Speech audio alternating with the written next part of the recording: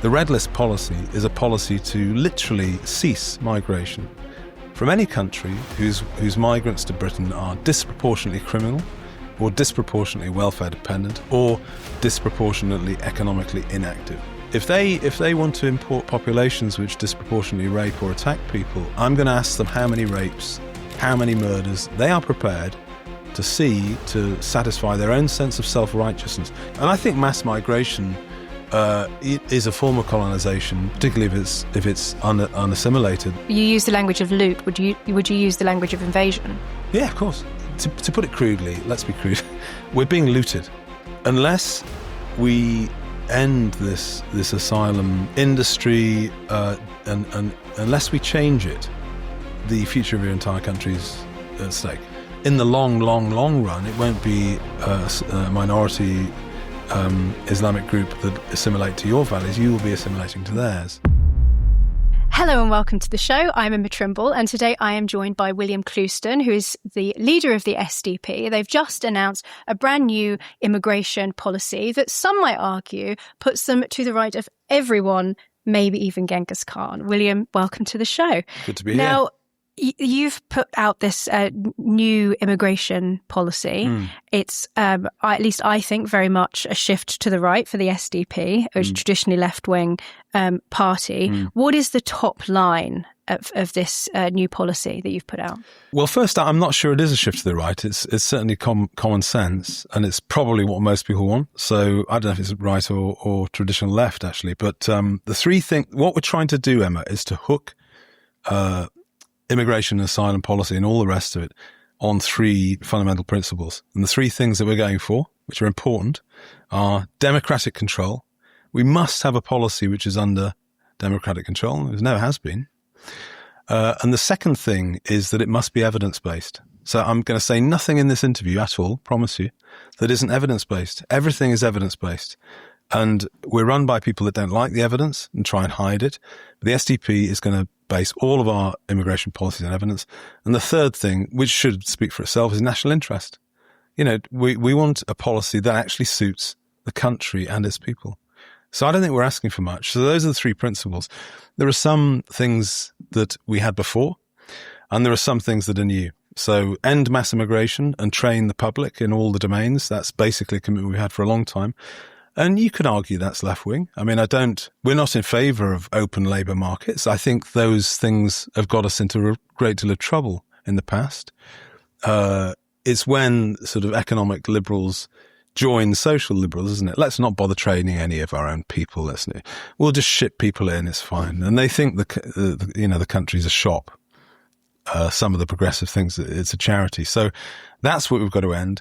But the headline thing, the big thing that's new, and I genuinely hope that other parties will take an interest in this, is the red list. The red list policy is a policy to literally cease migration from any country whose migrants to Britain are disproportionately criminal or disproportionately welfare dependent or disproportionately economically inactive.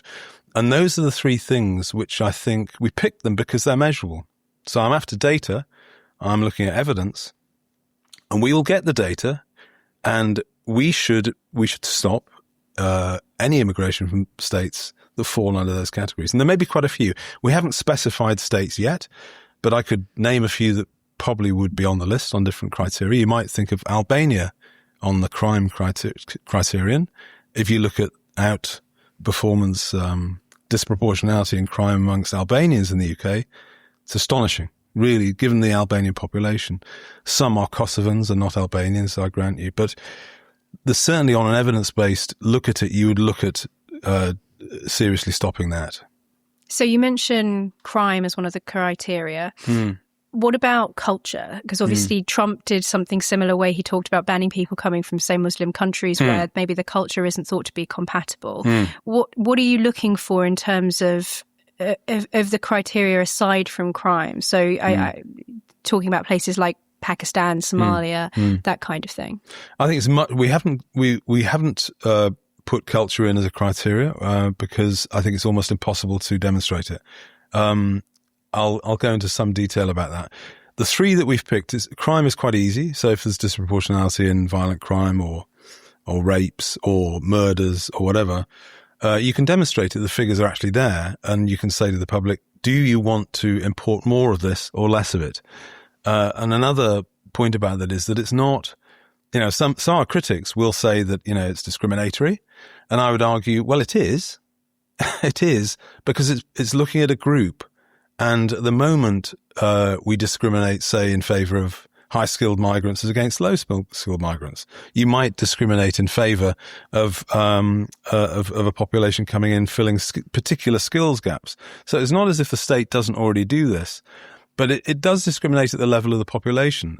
You don't know, and I don't know what any individual will do. You could have an individual come in from a very challenging state, very culturally dissimilar, who would be a credit to the country.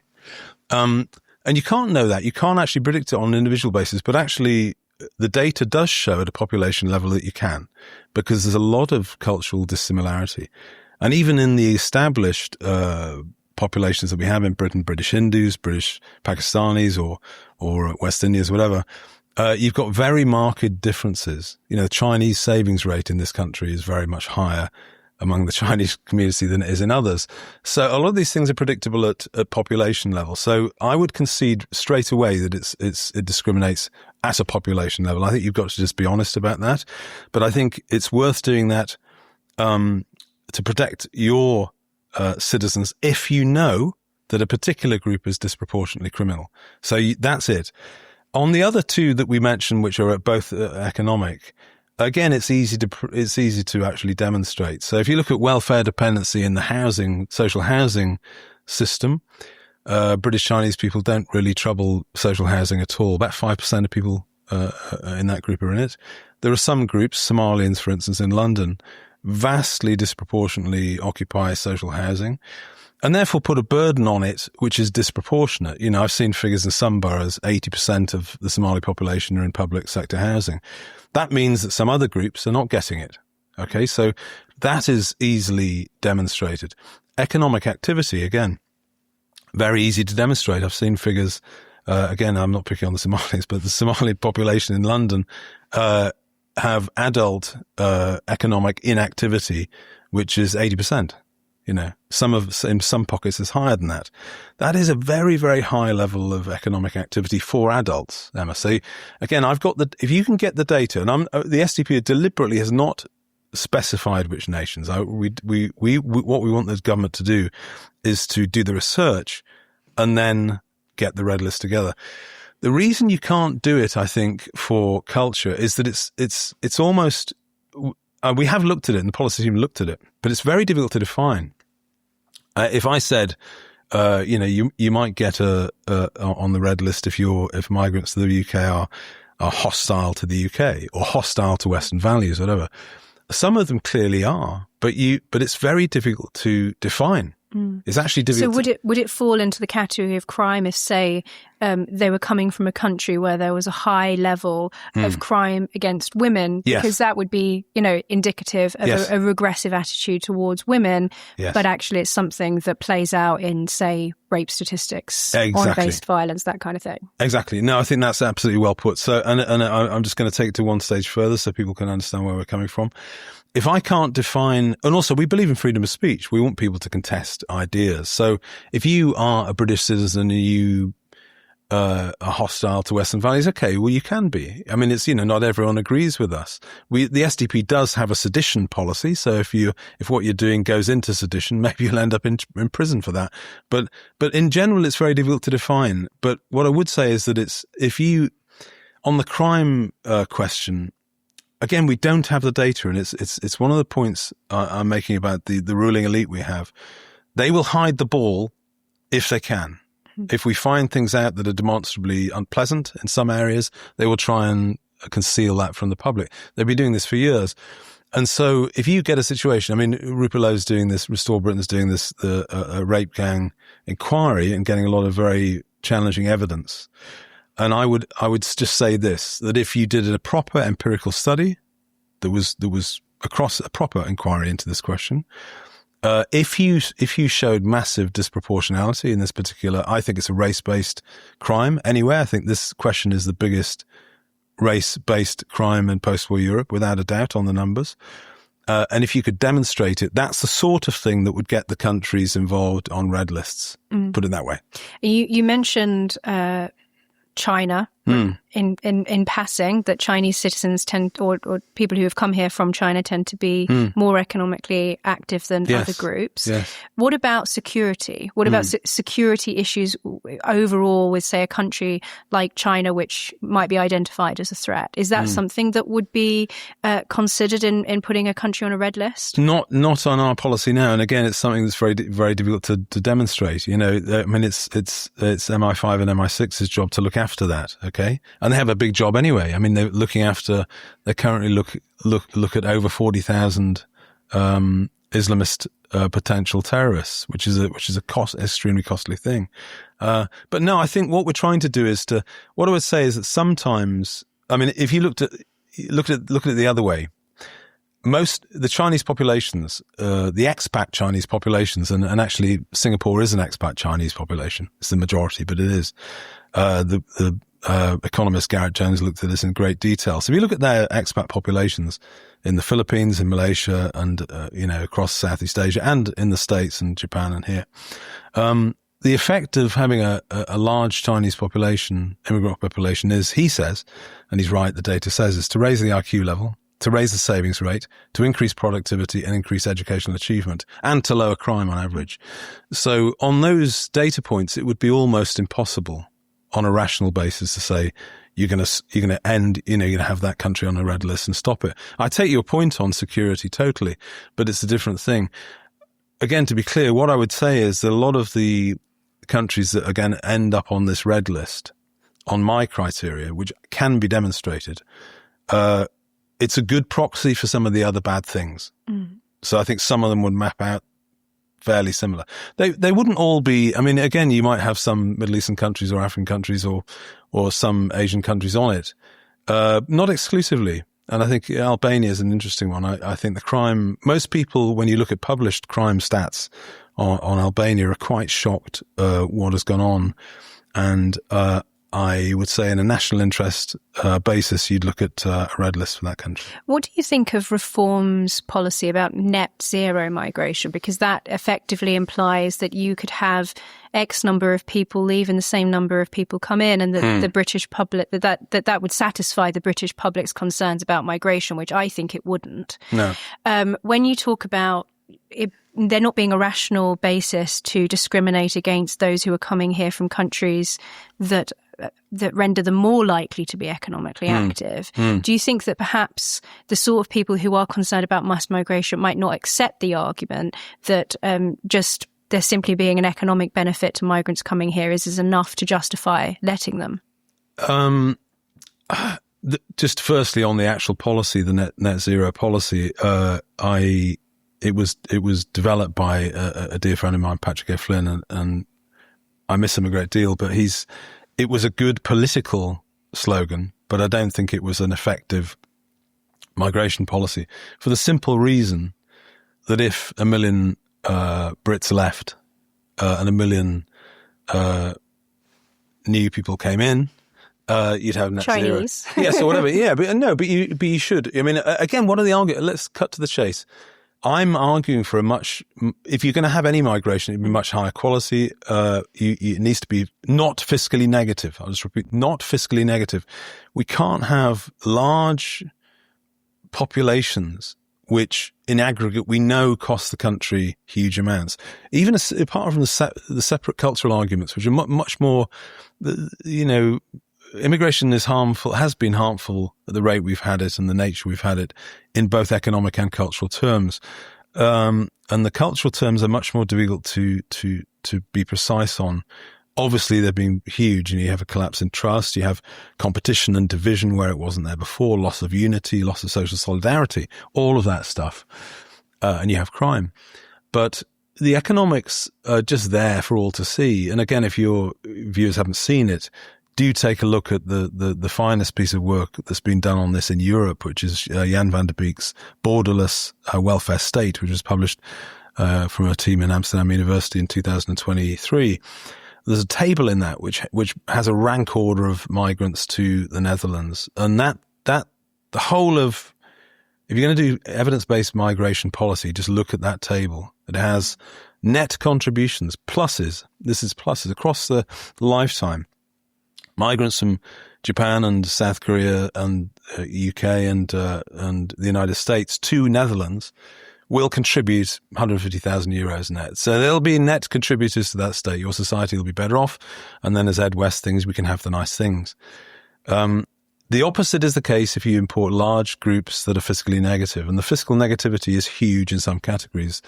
On that table, he puts per person, the cost to the Dutch state per person in a lifetime of sub-Saharan asylum migration as a category minus 625,000 euros per person. So you're getting on for it. And we've got similar data from the ONS in this country, which puts low-skilled migrants costing us over their lifetimes over £400,000. And, we have a fiscal deficit of 100 billion. We can't afford this. I mean, it's crazy. It's Why mad. do you think, given that the numbers on this are so clear, that successive governments have continued since the 90s to make the argument that mass migration is needed because the economy requires it? Why do you think they were making that argument when the facts very clearly suggest otherwise? I think a lot of politicians don't know the facts. So a lot of them, I do a lot of stuff on trade, international trade, and I don't know. I would say 90% of politicians in Parliament don't know the economics of international trade, don't know what it means, don't know the consequences of trade deficits. So this is another area where they just think migration good. The sort of, the people that think the country's a charity, they wouldn't be bothered if it did us harm. That's my point. I mean, remember that the Liberals that were up against the sort of hello clouds, hello sky people. Yeah, it's dreadful, isn't it? They operate at the level of morons. They operate. No, they do. They're operating. Don't hold back, Will. No, they're operating. They're operating at the level of sort of unempirical Philistines. They're not. They're not interested in data really, and this is why I'm pushing the data so much. I want all our policies are going to be evidence-based. Every single policy. When I agree with a liberal on this and or a progressive on this, I will have data on my side, not theirs. And if they, on the really tough stuff like crime, Emma, if they want to import populations which disproportionately rape or attack people, I'm going to ask them how many rapes, how many murders they are prepared to see to satisfy their own sense of self-righteousness, because that's what it's about. So I think you ask why they do it. I think they do it because they want to be self-righteous. Do you think mainly. that there are people who have been in positions of authority that need to actually be held accountable for what they have done to the country with respect to migration? And if so, what does being held accountable look like? If you believe in the value of the work the New Culture Forum does, please do become a member. You can receive several benefits ranging from exclusive member content, invitations to private events, visits to our studios here, a chance to meet the NCF team, and a lot more. You can join via the link below or via our website. Thank you, and back to the show. I'm not sure. I mean, I'm on record as suggesting that people like Blair and possibly Campbell and other people, a rational policy might be to lock them up after you lie yourself into an illegal war that costs, $750,000 lives. That might, a state might look at something like that. The major figure you're talking about there probably is Johnson. Should never have been Prime Minister, in my opinion, unfit to be Prime Minister, and a massive liberal as well on both counts, economic and social. So what do we do with Boris, having been elected on one platform and then has this massive, just off the scale, insane Boris wave? I don't know. To be honest, I haven't thought. What would you do? Prosecute him? I don't know what you could do. I don't know, but it's a question that we can start asking people who come on the show. Yeah. So this also goes back to the point that you made earlier about people that are likely to object to a discriminatory policy when it comes to which people from which countries are allowed to come here. Underpinning their view, it seems to me, is the idea that actually people from other countries around the world have a right to come here. When people talk about an unfair or an unjust immigration policy, they're basically saying that we as Brits don't have a right to discriminate. And obviously your policy is very much about restoring British sovereignty over our borders, over our country. How do you justify to those critics why exactly it is that these people do not have a right to come here and why we do have a right to have sovereignty over our own borders? The first thing is just democratic accountability. I mean, if you know and I know, the worst thing, the saddest thing in a way that an older person could say about mass migration is that we were never asked. We were never asked is what people say on the doorstep. In a sense, it's true. Where they were asked, they were ignored. And so if you cannot apologize for bringing migration policy and immigration policy in line with the democratic will. And presently, this month, 77% of the public want mass migration ended. They've had enough of it. So it has broad support. The problem with all of these things is the 15% of liberals in the corner who aren't interested in that at all. And a lot of them obviously are quite hostile to democracy anyway. So I would argue we have a right to a border. We have a right for policy which is democratic. And it's very dangerous. If we don't correct this, a lot of people a lot of your viewers will be dismayed. Are we ever going to solve this problem? But there are some glints of light, and one of the big ones. I don't agree with him on everything. Might not even vote for him actually, were I American. But Trump has shown what can be done. He's shown that you can get a control of a border. Southern border is under control now. Virtually no mass migration there, and he did it because he wanted to do it, and the American public voted him in to get that done. Likewise, the red list. I mean, there isn't a European red list. Well, maybe Belarus. Probably Belarus chooses who goes in there, and probably Russia. But there isn't, in Western Europe, there is not a red list. But there is in the States. At the time of this interview, 75 countries are on a broad red list and 20 are on a complete ban. You can't get in. So Trump is showing as a sort of beacon in this respect, what you can do if you want to do it. And I would say we're not asking for much. So if someone says we haven't got the right to a border, at that stage, your nation state, your democracy is a joke. You may as well just put it away. All of these things that people frequently, especially on the left, list, maybe not so much freedom of speech, but list as being integral to Britain and Britain's politics. Things they list are democracy, liberties, tolerance, the NHS, some entitlement to welfare, and we might add to that list freedom of speech and other historic English liberties. Do you think you can have those things that are thought of on the left and on the right as being maybe not so much the NHS on the right, as being characteristically English and British? Can you have those things while also having open borders? No, it's welfare. You have a contributory welfare state, and you have a border, you can have it. If you have open borders, you can't have that, obviously. And there's also something wrong about it. I mean, there's something, the contributory principle was embedded in it from before it was enacted, actually, by the Attlee government, really. But in the Beveridge report, most people understand you pay in, you get out.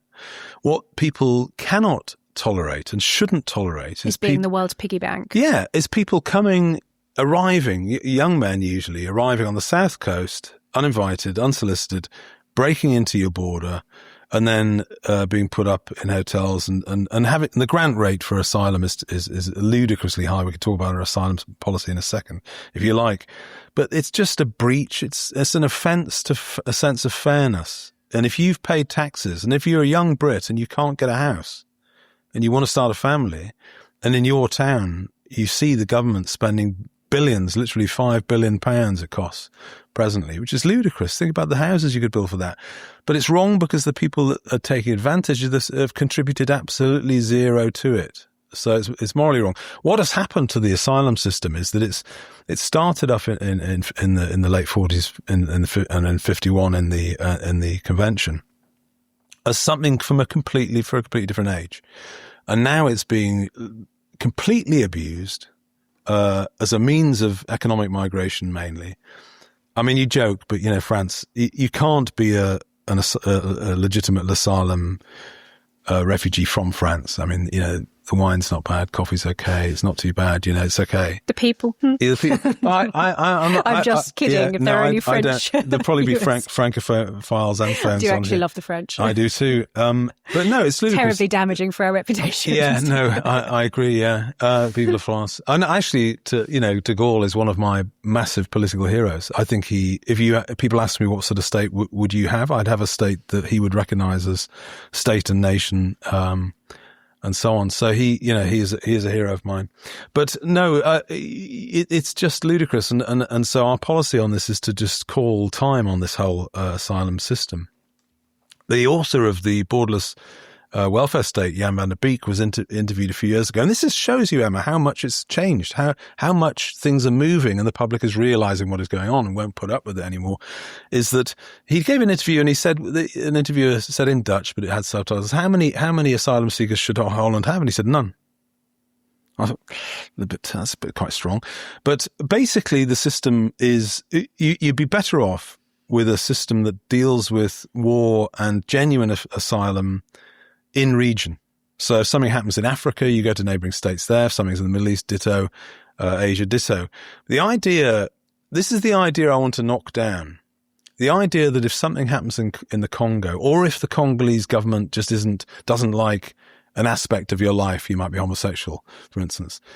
The idea that because of that, you can fly, 6,000 miles, 7,000 miles and just come and just set up a life in Britain and have family reunion with all your permanently. It's ludicrous. I think that's ludicrous. Would you say that asylum, in its true meaning, should be understood as charitable rather than as something that you have to be legally obligated to do? Like, you're not legally obligated to give to charity. That would be a tax. So you're making a distinction between asylum as a charitable act that we might do if we have the ability to do it, and something that has to be done even if it's to our detriment. I think you can give someone sanctuary, and I think it may even be morally essential to do that on occasion.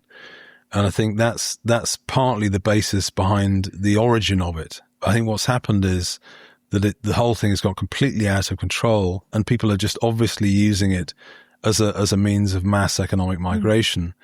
And the reason that the convention, we've got to get out of the convention. By the way, I'm perfectly clear on this, the ECHR, get out of that, repeal the HRA, which is connected, get out of that. It literally, Mike Jones, is right about this, is someone I follow on this and take a lot of evidence from. You either have this international legal architecture in place, or you have a border. You can't have both. So if you have this, if you're signed up for this, you can't have a border effectively. If you disincorporate it, which you're perfectly at liberty to do that as a democratic state, you can have a border, and then you decide. Now, you might decide, as you say, it's taken the offer that's made, and this is why I've never blamed the Channel migrants. They're making perfectly rational decisions for themselves and their families on the data. Well, you'd be crazy not to. After all, if the physical negativity is correct, it's worth, if gaining access to the British social wage is worth about £500,000. Why wouldn't you have it? But I think our problem as a country has been that we're almost sort of ideologically compelled, or we have been, to always take the perspective of those elsewhere rather than from the perspective of our own national interest. So, before moving on to questions of asylum and deportation, citizenship, that kind of thing, I just want to ask you, because what you've described is a sort of betrayal. There's an injustice to it. And obviously the argument that is often made for allowing people to come here is that it's just, that it's the morally right thing to do, that it's what you do if you're a good country or being a good citizen of the world. But what you're describing in terms of young people not being able to get onto the housing ladder, the way that people have paid into the system, but then other people are coming here who haven't done and are using that, that also strikes me as being quite fundamentally unjust. And so I wonder why, you're, I think you would say, on the left. The SDP is traditionally on the left. Why is it that the rest of the British left have gone so far in the other direction and always seem to side with Britain's enemies over the interests of the British public and our national interests, whether it's security or borders or whatever? I think, for a start, I think there's lots of different types of left, and Blue Labour, Red Tories, Maurice Glassman, and even I would say if you bother to read them, I think the post-war major figures like Ernie Bevin, Gateskill to some extent, certainly people like Peter Shaw would take my view on this. And so they understand national interest. They understand trying to do the best for your citizens. And I can't believe, I'm not sort of prone to hyperbole and sort of making statements which are not based on reality. But I would go this far, Emma. I would say, unless we end this asylum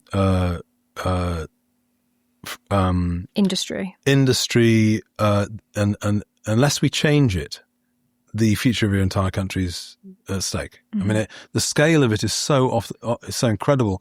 The number of people that theoretically could gain asylum in this country could run into 1 billion on the data. If you can get them here, they're there. So unless you wake up and change it and change the terms of it, and I can't think of any, it certainly wouldn't be moral. The people that argue that it's moral to have open borders aren't really paying the price. And that's another thing. I think the people that make they want to take supposedly the high ground are not in the front line. But they will be eventually. So I don't think there's any grounds for it. I think the whole thing is, to put it crudely, let's be crude, we're being looted. The system is being looted. And the people that can see the world as it is rather than as they wish it can see that this is happening throughout the West, and there has to be a power change. And I think, like it or low, that Trump has shown that you can probably do it if you want to do it. Would you use the language of loot? Would you use the language of invasion? Yeah, of course. Yeah, obviously. I don't, it's not, I often think, when you look at the scenes on the South Coast. Well, some people I've seen using the word colonization. Well, it's eventually it would be, wouldn't it? So I think, I often think when you see 1,000 people arriving unsolicited, mostly young men, and you see it, and I put it this way, if you went back in time to pre-England, to Kentish times, to, when it was a little kingdom, and they saw this, would they not see it as an invasion? I think I would flip the whole question of that. I think to not see it as an invasion, you'd have to have ideology in your system.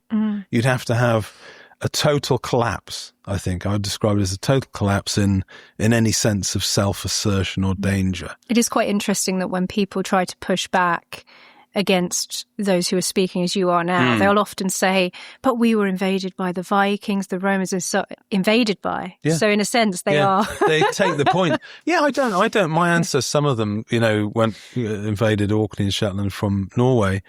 And historians will say that a key question in terms of, was it an invasion, was it violent, or was it assimilation, was it sort of slow and pleasant, is whether place names and other names in the pre-invasion language, do they survive? And actually, in Orkney's case, they really don't survive. So there aren't many Pictish names. So it was probably pretty brutal. That's AD 700. That's a long time ago. But I'm just making too long ago to demand reparations. Well, you never know. Well, yeah, we do it in order. Can't we do it in order? That we'll pay you when we've been paid by them. Yeah, when the Romans pay us, we'll pay you. Yeah, no, but I think it's evidently an invasion, and I think mass migration is a form of colonization, particularly if it's unassimilated, and actually we can get onto that if you like, because a key area of research I think should be this question of assimilation and culturally dissimilar groups. And again, I'm not in any of this at all. I said at the start of the interview, I don't want to say anything I don't think that's well evidenced. Not at all. I think I always try and find out and then try and adapt your policy from there. So you spoke already about removing people, which obviously you can't do if you're part of the ECHR. I can see in your policy here that you're talking about also withdrawing from the 1951 Refugee Convention, other international immigrants that stop us from deporting people, and also that you would deport everybody who has come here illegally. So explain your policy on deporting those who have come here illegally. How you would have them processed, that kind of thing. Well, the first one is the Ascension Island question of unsolicited arrivals, and I've listened to a lot of people on the right talk about this for a long time, and I've listened to the major parties offer slogans, because that's what they are. Boris had Stop the Boats, and then they had the Rwanda scheme, which was basically a publicity stunt. It was a tiny little scheme, could never have made any difference to anything. And they'd fettered, the two problems with the Rwanda scheme is they'd fettered their policy to a foreign state, never a good idea, not sensible. And they also, it just wasn't big enough to do anything. It was only a tiny number of people. So that couldn't work. They also deliberately left the legal architecture in place to challenge their own scheme. So we want to take people to Rwanda, but we can't because we've left the means of challenging it. So that's ludicrous. But you plan to send them to Ascension Island? Yeah, but I'll go into it in detail. So and then you had Starmer come in and it smashed the gangs, So that's another bit of just political rhetoric. It's just a slogan, obviously. When he said that, no one that was aware of the facts could believe it could happen. And I'm sorry if any of the public were taken in by that. So that's not going to work. To solve the Channel migrant chaos, you've got to accept every single person that turns up unsolicited. And you have to remove them to Ascension Island immediately. Every single, not 99%, 100%. And you have to detain them there. You've got to have a maximum. I don't think you end up in a Guantanamo situation if you don't have a maximum. So we've put a maximum of 2 years, but you detain them there, on administrative detention until they go back to where they came from or a third state. And that's it. Now, I believe if you did that with 100% of people aren't crazy. As I said, I think the people that are making the decision to come on the South Coast are making a totally rational decision. They're not going to take an irrational one, in my view. I just don't think they will. And so, people, I'd had a chat to Rees-Mogg about this at an event, and he said, you can't do that, William. And I said, well, you just don't want to. You just never wanted to do it. It costs too much. No, it doesn't cost too much. And it can't cost too much. It's costing an awful lot to Exactly. to not do it. Yeah. So it's costing $5 billion not to do it. And so we did some work, I spoke to people at Policy Exchange and other people about the detail of this, and then that's got into some of their work. If you need to build a facility on Ascension, you need to be able to control it. I personally don't believe it would have to be very big, because I do not think people would arrive in their thousands. I think as soon as you started interdicting people and taking them immediately to Ascension, the flow stops immediately.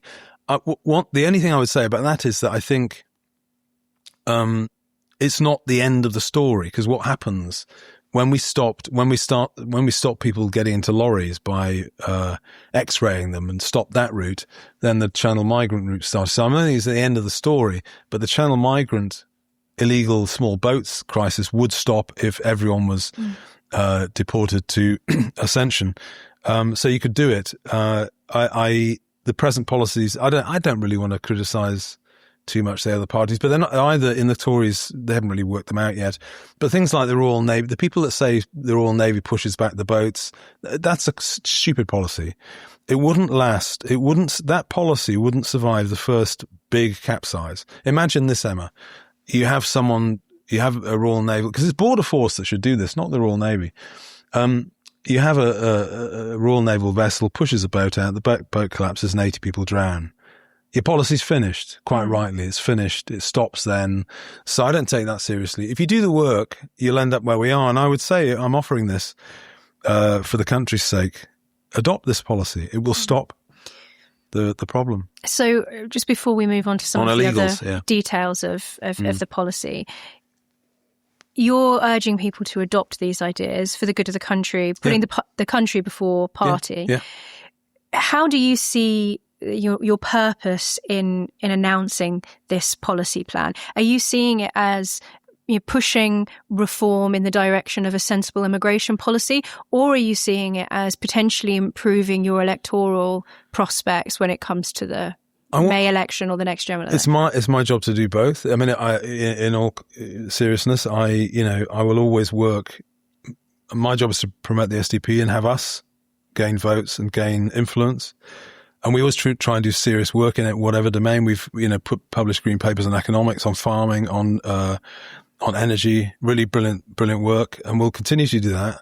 And we are a political party. We're not a think tank. We contest real elections and try and win seats.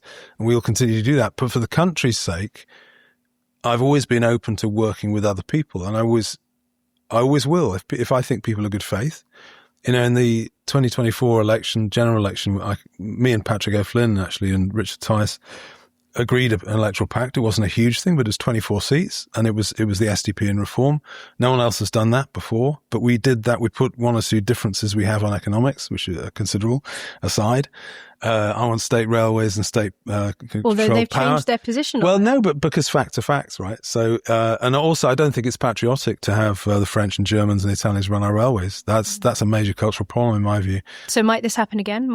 It could happen again. Currently in talks with? It could. No, I talk to everyone that I can, and again, I've you know, when Rupert Lowe was starting Restore, he said, "Do you want to get involved?" I thought very seriously about it. I didn't just jump in, and I thought about it, and so I stepped up, and I'm on the policy advisory board for that. So I know I'm speaking obviously to Harrison Pitt and a few other people who are working with Rupert, and I had a little bit of input. I mean, it wasn't my work, but a little bit of input to the mass deportations work and publication. And I do so because I think it's the right thing to do. And I would say on mass deportations, I mean, it's a separate subject again. There is a choice. I'm not saying it would be easy. And you look at the ICE chaos, and you've got a fully armed police force and population in the United States, and it's causing a lot of trouble. But your choice is very, very, very clear, actually. It's mass illegality or mass deportations. You either tolerate illegality or you don't. And a well-organized state like Singapore would not tolerate this. And I don't think we should either. I'm not saying it would be easy, but no, for the sake of the country, I'll work with anyone who I think will, get the right policy, and I'll try and contribute. So I'm not sectarian in that sense. I just think, on this red list policy, you know, you're helping us make the case now.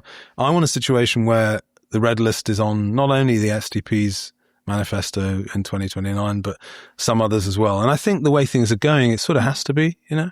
Do you think we'll touch on the question of remigration that's knocking around at the moment as well?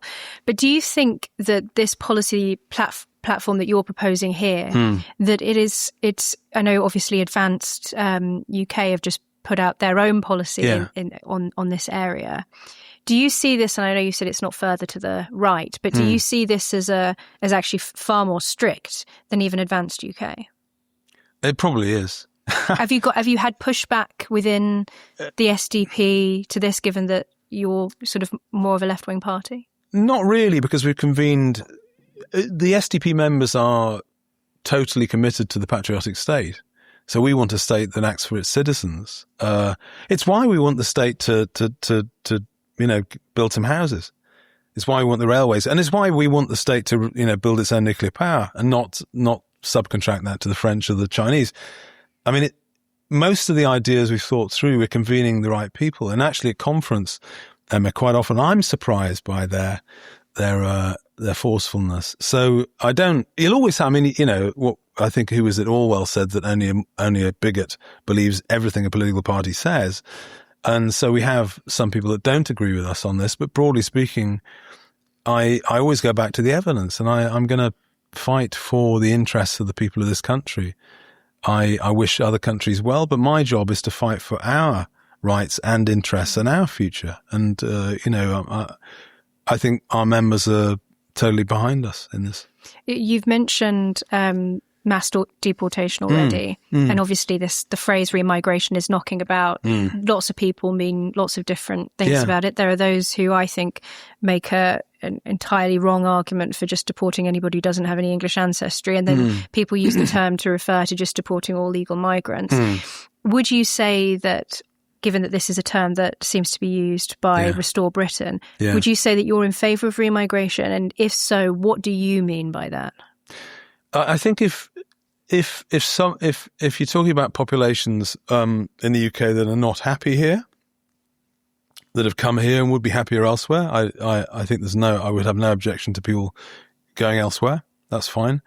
What I don't agree with, and it would never be part of a social democratic platform, is the idea of the state knocking on someone's door, who may be a first or a second or a third generation migrant to the UK that is not ethnically English, and I think there is an ethnically English and Welsh and Scottish group. We can talk about that. I think that exists, but I would never sanction a world in which the state could arbitrarily knock on someone's door, take the passport off, and saying, right, you're going back to wherever. That's not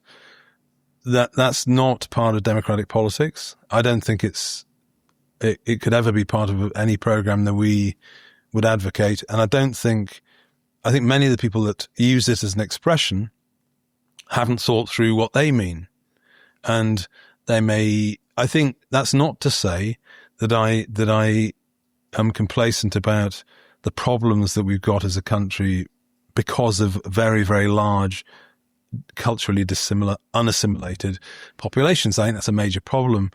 But if you're talking about arbitrary confiscation and deportation on the basis of cultural background or religion or race, you've lost the plot where we are now. I also think, can we not be serious and realistic about what we can achieve? Because I know some of the spicier, younger activists will say I'm not on their page. Well, I'm not on their page in this respect, if that's the case. And they're asking for something. I always say to them when I debate them occasionally, so why don't we get a border first? Why don't you deport the people that are here that shouldn't be here? But it's just, they'd arrest the wrong people. I think the British people wouldn't be on board with. No. There are lots of people that they know who don't have the same, share their ethnicity, who they wouldn't want to see deported, who are integrated culturally and contribute to the country, that kind of thing. Exactly. And it's exactly like, and if you're serious about policy, you've got to look at the detail. The reason that we have the red list on the 3 criteria that we mentioned is because those are demonstrable and countable. You can measure them. You know, and I know that probably the most heinous and aggressive anti-Western group is is the white liberal progressive group, who are just a nightmare. Can we deport them? No.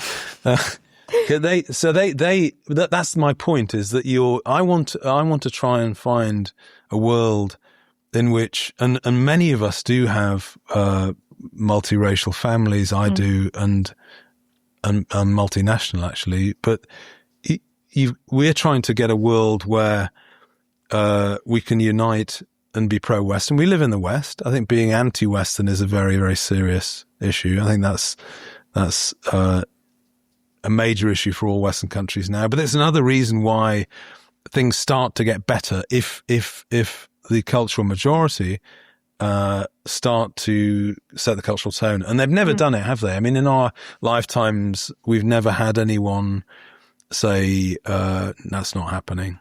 Mm-hmm. And I think that changes everything. So would you say then that there is a cultural basis, even though you've said that the red list isn't determined by culture, because you can't, that there is a cultural reason for this policy, and that you wouldn't want to see the cultural majority become a cultural minority? No, I don't. I don't think any rational person could really want that. And I think a lot of, you look at some states, probably the saddest in a way is Sweden, where they've had one generation of literally ultra progressives in charge, and they've just stored up colossal issues for themselves. And I get back to this question of evidence. The evidence, there is some assimilation, but it was Tom Holland, wasn't it, who said on trigonometry, he thought that Islam was uniquely, he didn't use the word indigestible to the secular world. He's probably right about that. And if you want your society completely transformed and changed, in the long run, it won't be a minority Islamic group that assimilate to your values. You will be assimilating to theirs. So I think I'm totally aware of the importance of culture in this. I think the work of Garrett Jones, Culture Transplant, I tip this book to everyone, is just basic evidence. People, surprise, surprise, major populations do not go around the world and suddenly adopt the culture of the host. People are quite keen on protecting their culture and they don't shed it. They don't just volunteer to give it up. It's important to them. So I want us to be realistic about that, and adapt policy in line with it. You touched already on the question of dual citizenship, sort of. What's your policy with respect to dual citizenship? Because I know that's something that's been in the news recently with this, the question of stripping people like Shamima Begum of their citizenship, the question of how easy it is to get citizenship for people like Alaa Abdel Fattah, who just hates Britain, and we just handed it to him like it was sweets. Yeah. Well, it's certainly easier to, I mean, you have a major problem if someone is here and they are just, they have a British passport and nothing else, because if they commit a very, very serious crime, you're stuck. But I'm in favour of deporting people I think a lot of people in the British prisons should be deported anyway. By the way, a lot of states do this. It's not unusual at all. Actually, the Western states are quite unusual internationally. And you wouldn't allow them to hold office as well? No, and that's the other thing. I mean, this has been a little bit controversial, even amongst SDP members, actually. But no, there is a commitment now in the policy pledge to prevent someone that's a dual national from holding very, very high office, ministerial office, or a senior position in the police or the British military. We think that's reasonable. We think that's putting your citizens first. What would you say to those who say that's creating two tiers of citizen and it's not acceptable? I think actually I'd just flip it back. I'd say you create two tiers of citizenship by having two passports. I only have one. And it's a bit like the famous G.K. Chesterton quote, the rich man can go to the South Seas. What we're looking for is people that are committed to making this country their home and their home working. So, and I also think looking forward is, a lot of, my family's Anglo-Australian, some of my Anglo-Australian SDP members saying it's a bit tough. And actually, to be fair, I was quite honest. I said, it's not really the Australians I'm really concerned about. I think you could probably have an Australian head of UK trade that would probably back for us nicely. I'm more concerned about vast numbers of people that would have dual citizenship, where you'd say, well, where are your loyalties? If you have, if you're doing trade concerns or anything else, it's a much, much simpler situation. One idea that we have, and we do bat a lot, is national citizen preference. We want to put the citizens of this country first. And if you're going to hold high office, you're going to be a minister. It's not unreasonable for you to be British, right? And what about the question of people who come here to work, people who maybe came during the Boris wave, maybe have indefinite leave to remain, people who perhaps have come and have just been in council housing the entire time they've been here, dependent on the state? What would you do with those people? Well, the indefinite leave to remain we will keep, but it needs to be amended very seriously. So the Boris wave, most of the people in the Boris wave don't have ILR already. There's a route to getting ILR, and most of them don't have it. If you want to, this is in the murky position of where a politician wants something and the civil service don't do it. Most of the people that came under the Boris wave came on visa migration, skills migration that is time limited. And if we want to reverse that, which we do, we have to just not renew the visa. The route to settlement here in ILR should be much longer, and it should be far more conditional. So no criminality whatsoever. And we put in, you will be not surprised by this, fiscal positivity. So you contribute, you do not cost the state to be here. So if that's the case, then it's probably okay. Seems very sensible. There you go. And there's another aspect of this is training. Yeah, I mean, the headline policy that we have, the first thing on the list is we will end mass immigration. And you can only do that if you're prepared to, because I know there are four big routes. You've got, you've got family reunion, you've got asylum, you've got student visas, which are out of control, and you've got skills migration. But a lot of the Boris wave is skills migration. You've got family reunion as a result of that. You will not solve this issue unless we start training our own citizens for the jobs that we need. And I've done countless interviews across the years where the best example is the NHS. No health secretary in the last 25 years has ever had a plan, a labour market, it sounds very left-wing, I'm sorry, a labour market plan, a skills plan to produce sufficient doctors, clinicians and nurses that the NHS needs. They deliberately undertrain, and then they are surprised when you have to import vast numbers of people at high cost. And by the way, this is just again more evidence for you, I'm afraid.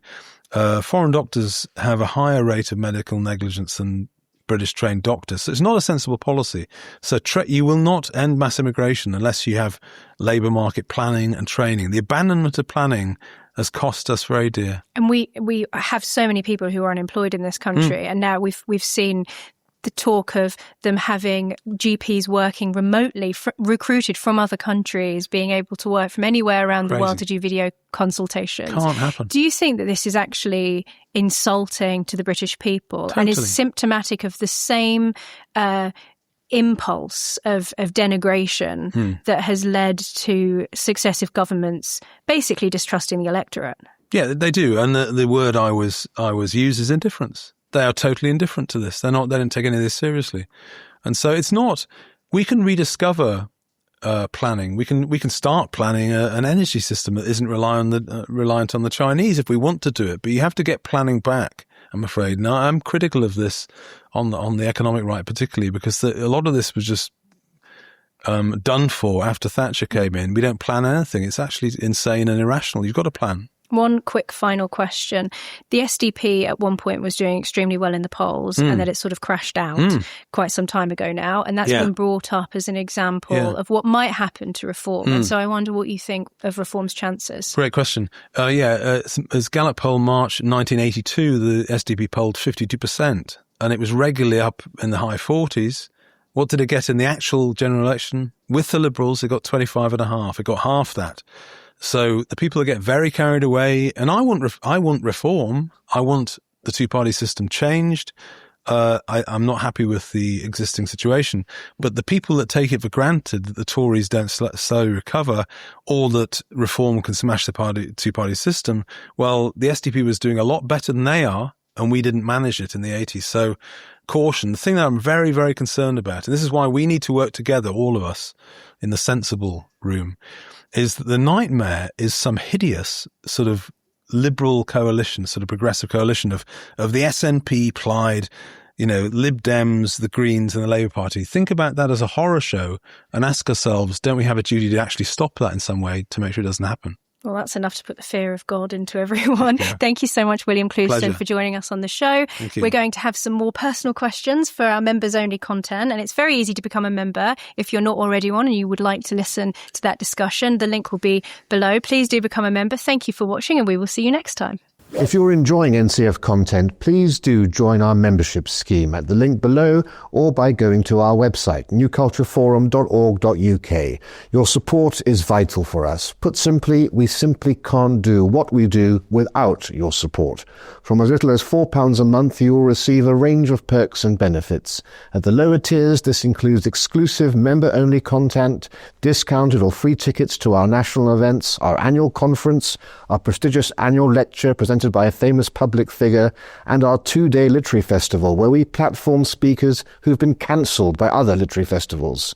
Other perks coming soon include exclusive member-only events, and you'll be able to join me on private tours and visits to historic sites around the UK, where you're guaranteed a non-woke experience that celebrates Britain's history and heroes. Higher tiers get free copies of our books, invitations to private events in our studios, chances to meet the NCF team, and much more. So please do join today. Your support means we can continue to fight to defend Britain and the British people and keep politicians' feet to the fire, whatever party they are from. We are not just a YouTube channel. We are also a think tank that produces high-quality publications, conferences, lectures, events, and of course our NCF Locals programme. We have almost 40 branches across the nation, from Edinburgh down to Exeter and across the sea to Belfast. A true national movement, a countercultural movement. We're the only think tank or channel to have such a movement. Wherever you live, you're probably within close proximity to a place where you can meet kindred spirits, hear from great speakers, and none of this, of course, can be done without your vital help. Thank you.